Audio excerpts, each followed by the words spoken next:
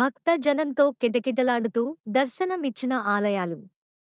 భక్త జనం వేకుమ జామున నిద్ర లేచి పవిత్ర స్నానం ఆచరించి ఉదయం 4 గంటల నుంచి క్యూ మార్గం ద్వారా ముక్కోటి ఏకాదశి నాడు స్వామి దర్శనం చేసుకున్నారని శ్రీ కంచి కామకోటి నిర్వాహకులు శ్రీకాంత్ శర్మ తెలిపారు. శ్రీ కంచి కామకోటి నిర్వాహకులు దేవాలయం సేవ మండలి మరియు దాతల సహకారంతో శ్రీ వెంకటేశ్వర స్వామి దేవాలయానికి చాలా అద్భుతంగా ఏర్పాట్లు చేశారని చెప్పారు.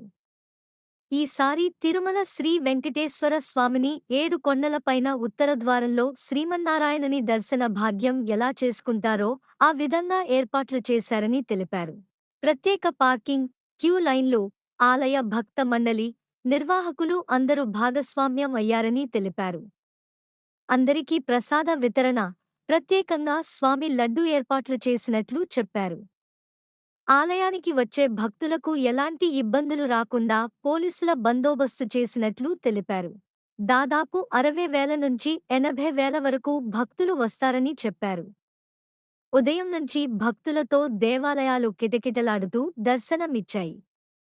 ఈ సందర్భంగా ఆలయ అర్చకులు శ్రావణ్ అయ్యగారు మాట్లాడుతూ, శ్రీ గురుభ్యో నమః. పరమ ప్రతిష్టమైన పుష్యమాసంలో ఏకాదశి నాడు ముక్కోటి ఏకాదశిగా, వైకుంఠ ఏకాదశిగా మనం పిలుస్తూ ఉంటాం.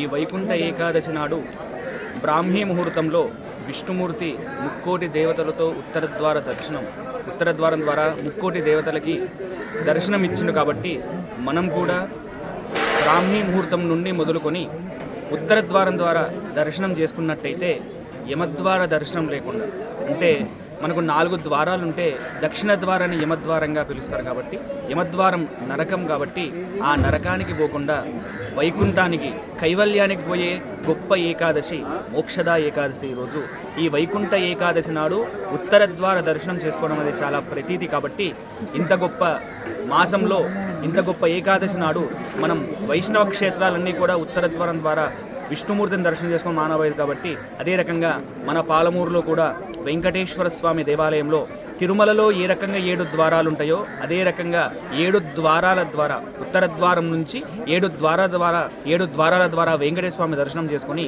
మనము పునీతులమై మోక్షాన్ని పొందే అదృష్టాన్ని కంచి కామకోటి పీఠం నిర్వహణాధికారులు కానీ, అదే రకంగా ఇక్కడ దేవాలయానికి సంబంధించిన వెంకటేశ్వర స్వామి సేవా మండలి కానీ చాలా గొప్పనైన కృషితో ఏర్పాటు చేశారు. కాబట్టి ప్రతి ఒక్కరికి కూడా మోక్షదా ఏకాదశి శుభాకాంక్షలు తెలియజేస్తూ స్వస్తి. ఓం నమో వెంకటేశాయ. ఏర్పాట్లపై ఈరోజు ఉత్తరద్వార దర్శనము సర్వజనులకు, మానవ లోకానందరికీ కూడా, దేవతలందరూ కూడా కూడుకున్నటువంటి ఆ మహావిష్ణువు తన యొక్క గరుడ వాహనం పైన ఈరోజు ఈ శుభ సందర్భంగా ఆ స్వామివారు మేల్కొని ఈరోజు ఉదయం సూర్యోదయం కన్నా బిఫోరే ఆ స్వామివారు లేచి ప్రాతకాలంని స్వామి యొక్క దర్శనార్థము ఉత్తరాద్వారం గుండా ఆ స్వామివారు గరుడ వాహనంపై ప్రయాణం చేసి భక్తులందరికీ కూడా దర్శనం ఇచ్చేటువంటి శుభ సమయము. ఈ శుభ సమయ సందర్భము 23 ఏకాదశులు ఉంటాయి. ప్రతి నెల కూడా ఒక్కొక్క ఏకాదశి 23 ఏకాదశులు ఉంటాయి.